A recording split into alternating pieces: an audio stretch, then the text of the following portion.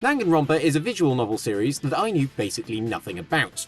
However, a week ago, I got the bright idea to make this video. A video of me trying to understand Danganronpa without any context, and my perception of things has certainly changed. I have gone from knowing basically nothing about Danganronpa to now knowing complexly nothing about Danganronpa. But why did I choose to make this video?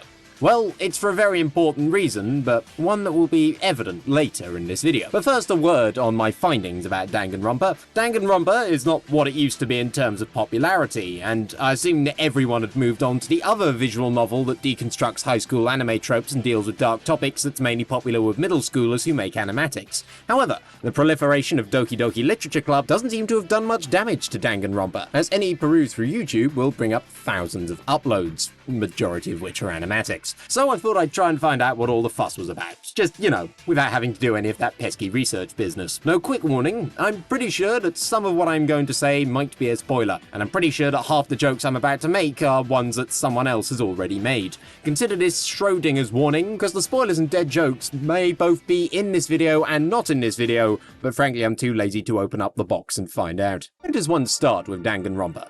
Some would say you should start with the visual novels, move on to the anime, maybe dabble in the third-person shooter a bit. But I didn't do any of that. Instead, I started with the Shindo El Dojinshi, then I moved on to...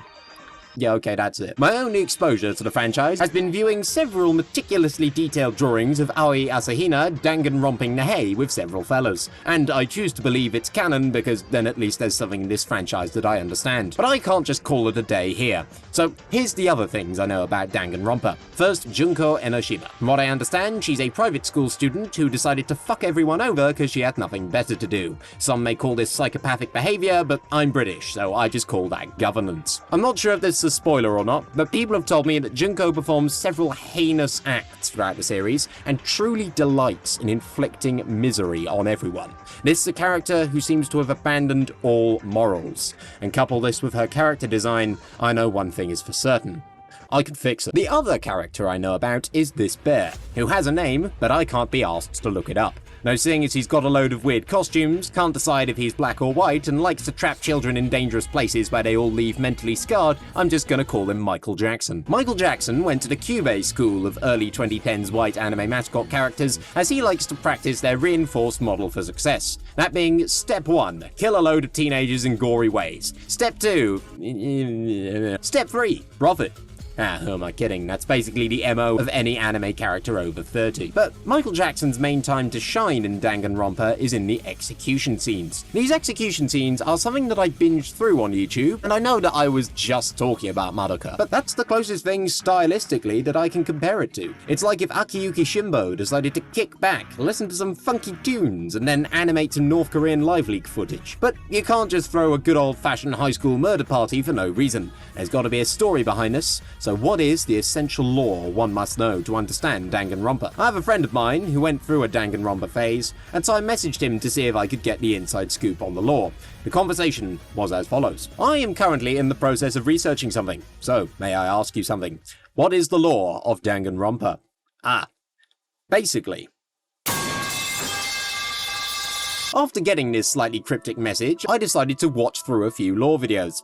That's not quite right. I decided to experience a few lore videos. That one also doesn't quite work. I decided to overdose on some lore videos. I noticed 3 words coming up more in these videos, and even the words confusing stuff happens. And those 3 words were hope and despair. Words which, if told to me in a vacuum, I would just assume was one of the other Pokemon fan games that Nintendo shut down. As it turns out, hope and despair is the key duality that runs throughout the series. I learned that Danganronpa goes a lot heavier on the philosophy once you really get under the hood, with reflective refrains wherever possible. Even though, from the story side of things, it does tend to use the words hope and despair to explain away any amount of confusion that the story generates at any given moment. Like, hope and despair are an important duality, but I don't think they can describe every emotion that the characters are feeling. If there's just hope and despair, then there's no room for the other important feelings, like confused, or smug, or horny. In the process of doing the very little research I did for this video, I now know what a Danganronpa is.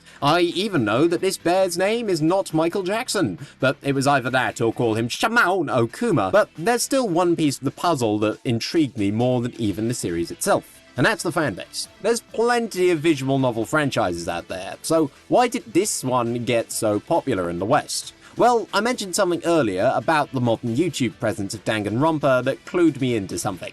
Animatics. And you know the old rule, where there be animatics, there be a Tumblr fandom. But don't worry, this is the better, well, comparatively better part of Tumblr. It's not the part of Tumblr that went to Twitter, it's the part of Tumblr that went to become the Gacha Life community. And that is the only time the Gacha Life community has ever been compared positively to anything. I was trying to wrap my head around why Tumblr liked this as much as they did, given that this is a visual novel that was actually Japanese and not just pretending to be. But then it hit me.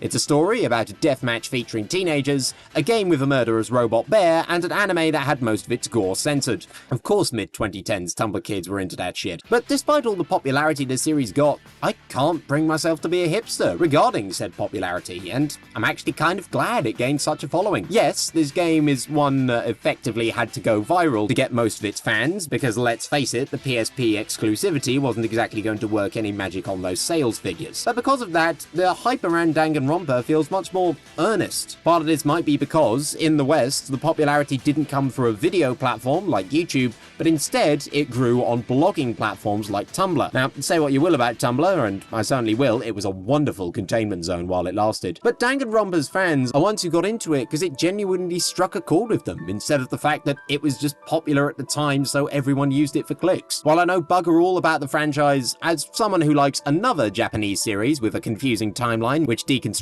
harem tropes and has some slight stylistic similarities with Madoka, I can at least appreciate they've got themselves a niche. But the person I've come to respect the most out of this whole ordeal is the original creator, that being one Kazutaka Kodaka, a man who created Danganronpa because he was bored watching Nico Nico one day. To this day, Danganronpa is the main thing he's known for, and Kodaka even says that everything he believes philosophically when writing is exemplified by the Danganronpa series. Even though he's put it to bed, he's still chugging along with several games in the works at the moment under his new studio. I can respect that. He had an idea, took it to its logical confusion, and now he has nothing else he wants to do with it, so he's happy to move on, and that's a rarity. However, I will say this, Kodaka's pride in Danganronpa is misplaced. Danganronpa is not the thing he should feel proudest of, because Kodaka also made Akudama Drive. Surprise, motherfuckers, this is an Akudama Drive recommendation all along. Oh, you haven't heard of Akudama Drive? That's a shame. Allow me to remedy that critical shortcoming on your behalf. Akudama Drive was a 12-episode anime created by Kodaka in 2020. Not many new anime managed to truly pop off in 2020 apart from Jujutsu Kaisen, which Akudama Drive happened to be sharing a season with. But people were missing out on something truly special by passing over it, because Akudama Drive is one of those rare anime originals that manages to tell a full story with satisfying character arcs in 12 episodes and actually bothers to come up with a decent conclusion to the series, refuses to elaborate, and then leaves. There's comparisons to be made with Cyberpunk Edgerunners, but one, Edgerunners is one of the best anime I have ever watched, and Akudama Drive still manages to be compared favourably to it, and two, Akudama Drive has its own very noticeable style, which is distinct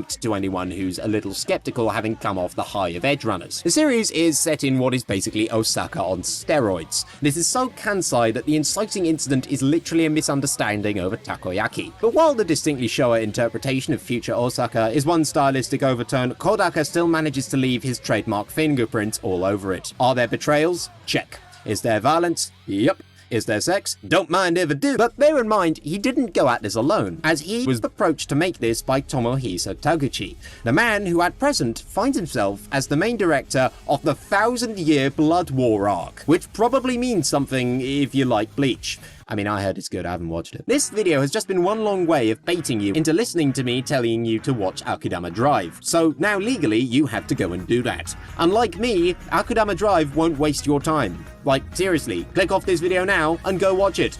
You won't be missing out on anything, like, this is the end of the video anyway.